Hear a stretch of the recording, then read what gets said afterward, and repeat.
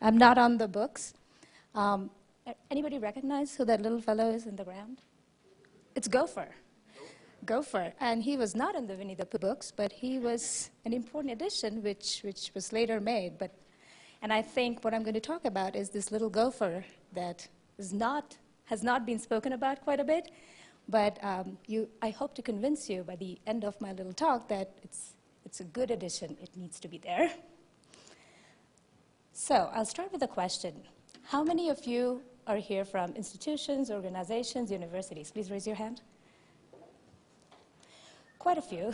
How many of you have shooed away a person trying to get an interview to put up on the university website? One? Okay, this is a good audience. So I'm going to talk to you a little bit about the role of institutions in climate communication and outreach, and I'm going to stress upon blogs, a project, and social media, but much on the blogs. I'm a science correspondent at the Atmosphere Radiation Measurement Climate Research Facility. But before I became a science correspondent, note that I'm not writing science writer, I'm not writing PIO, I'm writing science correspondent. I finished my PhD in climate sciences from Harvard University early last year, but for the last 10 years I've been a journalist. And I've not written about climate. And that is simply because I like learning about climate and I like writing about other stuff.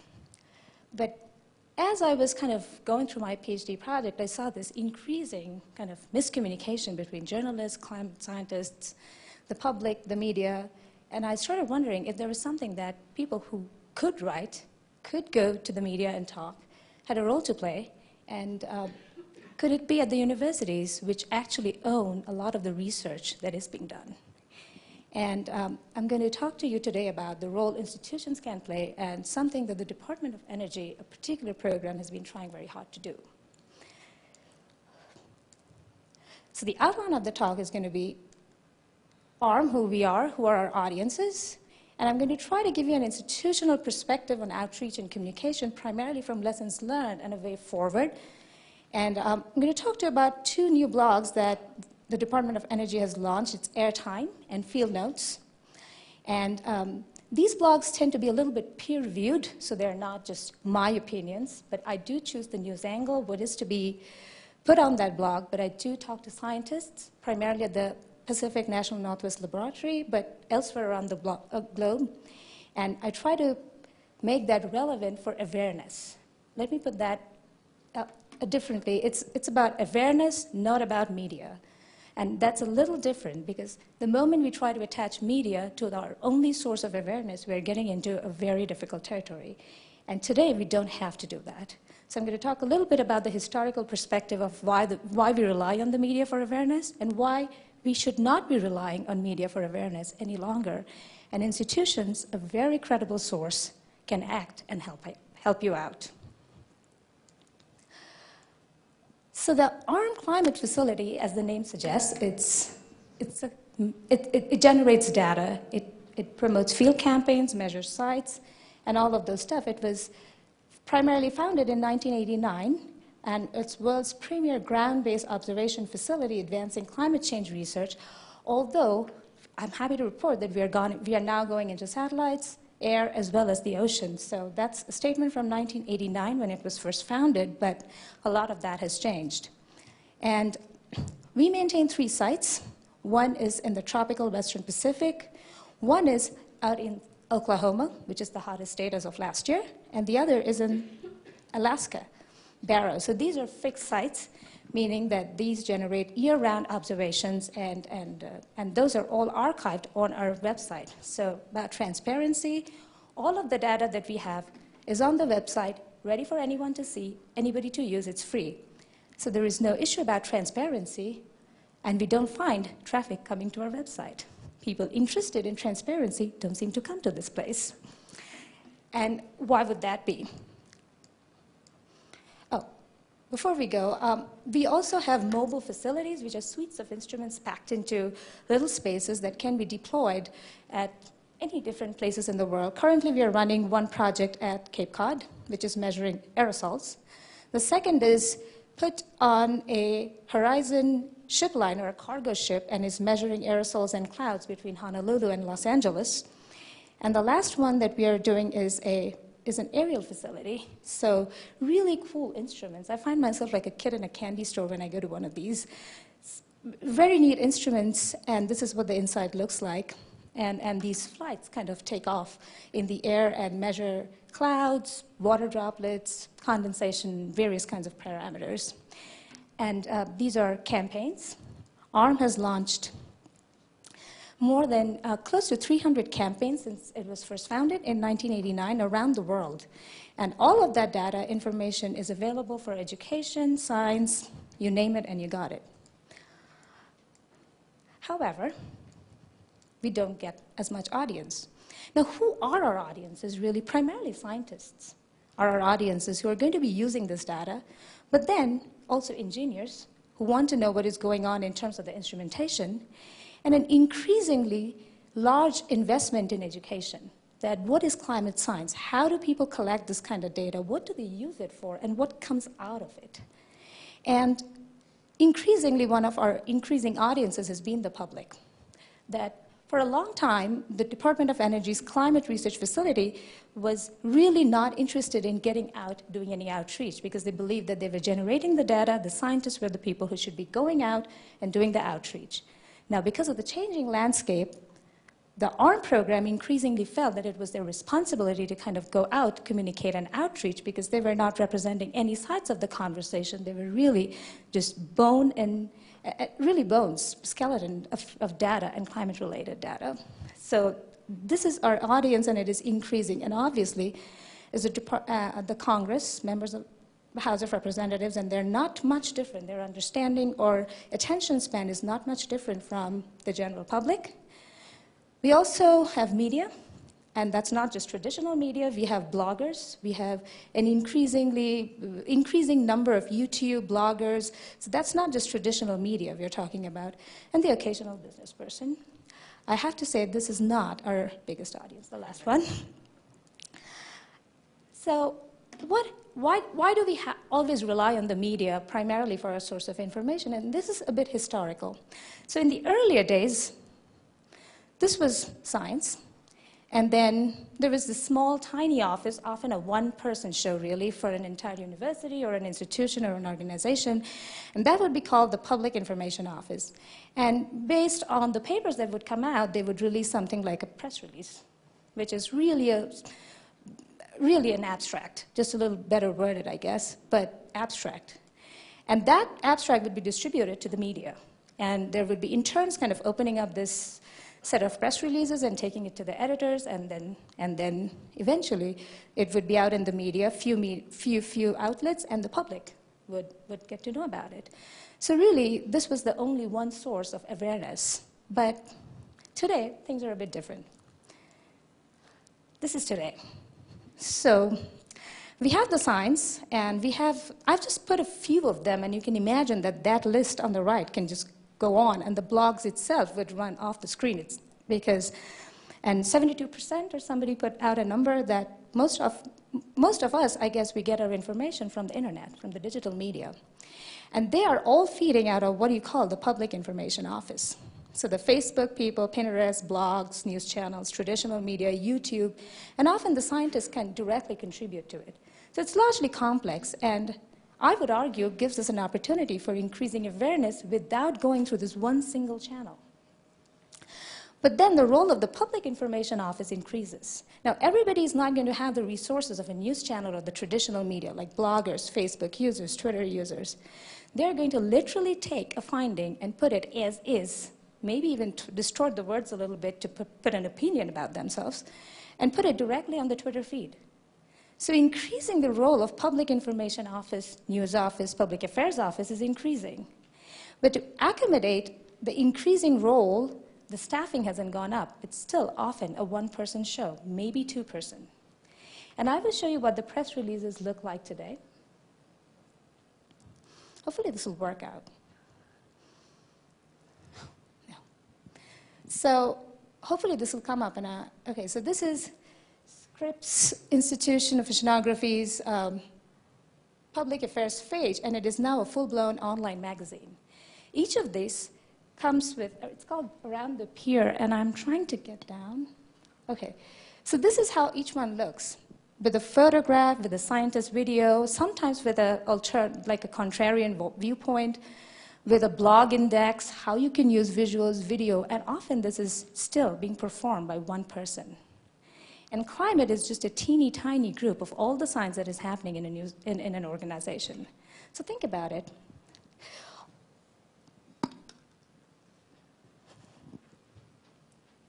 So all of that information,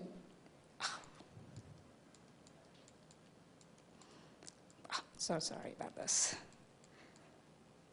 All of that work is still being performed by this understaffed, but really increasingly important, I would argue, public information office. Now at ARM, we have the same problem, but it's better staffed because it's funded by the Department of Energy. So on our website, which is www.arm.gov, we do put out campaign news, facility news, site updates, announcements, and something like research highlights. I'm increasingly hearing the importance of research highlights, which are 3 or 4 bullet points, or really putting a finding in context of why it should be relevant to anybody. Initially, these were designed to keep the DOE updated, but we are finding that research highlights can be used in blogs if and when, if appropriately put together with a visual, with a context, and with a voice. And after I joined the ARM Climate Facility, I've been increasingly trying to do this. And we're going to try and do this research highlight thing again here. So research highlights are like that. Cloud survey over West Africa reveals climate impact of mid-level clouds. These are based on one paper, but I've often seen that scientists are taking this. Our users are all over the world, like 800 users, different universities, because they're all using our data. And I have seen an increasing use of these well-worded research highlights that scientists are taking to their own public information offices and giving it, say, hey, this is the research that we're doing. So these sometimes end up in toto in other places. And I would argue that these research highlights are increasingly playing a role in presentations that scientists give, other public information offices who are pressed for time and would like some help like this.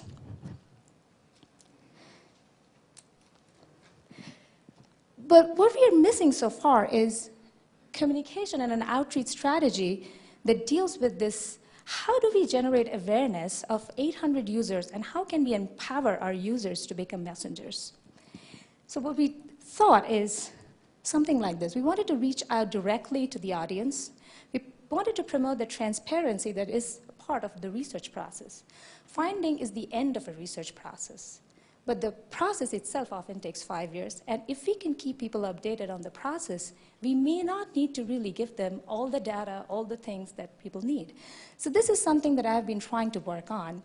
And inform, and somebody has been talking about repeating things. So informing something is happening, then updating it, and then using that to educate that this is how we are going about it. And promoting interactions, and definitely using more visuals and voices, less text. So what we did was, when I started in January, we started working on 2 blog projects, Airtime and Field Notes. So field notes are really field notes. My dad was a geologist. I was a geologist for quite a bit. And field notes are interesting. They're scribblings, literally, but they're adorable. And we allow scientists, engineers, anybody pretty much who are working on our stuff to write from the field. Tell us what you're doing. Don't worry about the wording. Just give it out to us, and we put that in toto on our field note work. Airtime, on the other hand, is kind of, as the name suggests, it's a continuous conversation about important topics. And I've given you the links, and you can go to that. And in the interest of time, I'm just going to get into. So the way the Airtime works is I determine, because of my background in climate science and journalism, I determine which of the papers or the findings or the upcoming campaigns are useful or would be interest to generate public awareness and media interest, but primarily public awareness. And I start working on a blog and ask and enlist the help of researchers so that the content is accurate. There is no misinformation, no opinion on it, but really accurate, awe-inspiring information out there. And the advantages to that is we do work with a lot of credibility. We do work with a lot of authority and trust. We are enlisting the voice of scientists as they go about doing their business, not waiting for the process of publication to come out, but as soon as the scientist in the field, or he's doing some experiments, or he's running some projects, We ask them, hey, what's going on? Can you tell us? And that's how we update our blog. The obstacles, though, are quite a few. Timeliness. Blogs operate on the basis of timeliness, that if you're not being timely, if you're not updating everything regularly, you tend to lose whatever audience you have. And with a 2 or 3 person, that's a challenge. But I think once we started this at PNNL, or at ARM, I have found increasingly more scientists kind of very interested in working with me to help with the accuracy of the method, providing visuals, videos, classroom animations they have been making. So that part we have been able to take in. The bigger problem is hierarchy. Scientists often tend to think of science writers and journalists as lesser models, that they don't know anything what they're doing. And that's a problem and anytime I have to say to many scientists that this is the word that is going, the word choices, they're going to say, well, this is uncertain. I disagree a little bit, and I have to come out and say, it doesn't matter. Do you agree with the finding? And they will say, yeah, but no buts anymore. So the hierarchy is proving to be a bit challenging. In my interest, and I would really expect scientists to kind of drop that feeling that I'm an authority and really let the science writer, the news person, kind of feel that they're important, they understand the news angle, they feel the pulse of the public. So let them ask you the questions, and your job is really to best answer it, and then check whether that is accurate or not. The word choices, I would argue, should be left to the science writer, to the science correspondent, who are in touch with what works, what does not. And the last problem is something called embargo. So when a scientific finding comes out, journals have a kind of a copyright to that information. But in this blog, we're not trying to break embargoes. That's a bad habit. What we're trying to do is update people on research as it happens. So not something that will be published 10 years later, but if somebody is going out looking for burns, forest fire burning, we would say, well, this scientist is going out in the forest fire burning, and then that person, I want him to send a few photographs directly from the field. So this blog has an authority, but also has a sense of interaction, a sense of that these scientists are like, stars are just like us. They go out in the fields, they drink their coffee, and they give, and they're working around the clock. But it's not a published paper saying that this is what it is. And when that publication comes up, we'll say, well, this is published. And I guess what I want to end is we're living in this, and the reason that I primarily got interested in climate science, because it was this dynamic, I was a geologist before, and I got interested in climate science because it is dynamic, it is ever-changing, it is fascinating, it is full of awe, but it touches our lives in very basic ways. So, rainfall, and these are all supplied by scientists. They have taken photos as they have gone, so none of these photos are from anywhere else. Fantastic instrumentation looking up into the sky, gathering data, and how that impacts us in a negative way, sort of a pollution event or a drought event or a rainfall event or an extreme weather event that affects us immediately, but how that is related to some of these ongoing things, which are not, we shouldn't be afraid of it, but we should know more about it. So I really like science. So a little trivia to share that the science news, it's the most shared news across the world. And that's because they inspire awe. That's because they inspire this wow factor. Really? Wow? We cannot scare people with climate and weather. It's really an interesting process. In my blog, The Airtime, with the support of the DOE, I do want to achieve that factor that this is immensely interesting and that there are a lot of people doing this work not to scare you, not to create controversy, but basically to find out how this works.